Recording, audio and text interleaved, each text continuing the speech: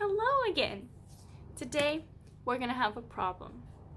And that's because we're talking about conflict. Conflict is a very important part of a story. It's what drives the plot along and makes the story more interesting. Readers don't really want to read a story that doesn't have a conflict. They want to see your characters get out of the bad situations you put them in. There are several different kinds of conflict you can use. There's character versus self, character versus character, character versus society, character versus supernatural, character versus technology, and character versus nature. With a character versus self conflict, your character has some sort of internal struggle, which usually has something to do with their monsters, which we talked about in the last video, or some physical limitation they might have.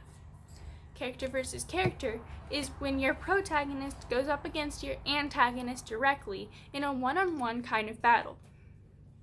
Next, there's character versus society, which is when your character struggles against societal rules and judgments.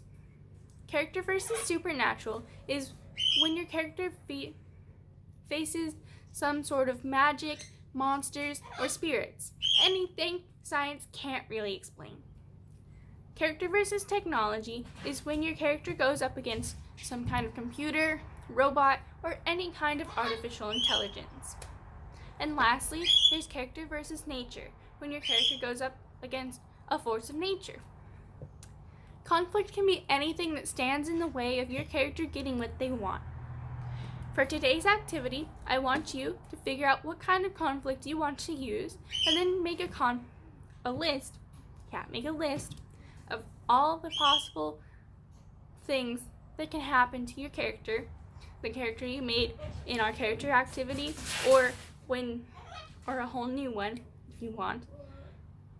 And think of all the worst things that can happen to them that would stand in the way of them getting what they want. Thanks for watching, and I'll see you in the next video.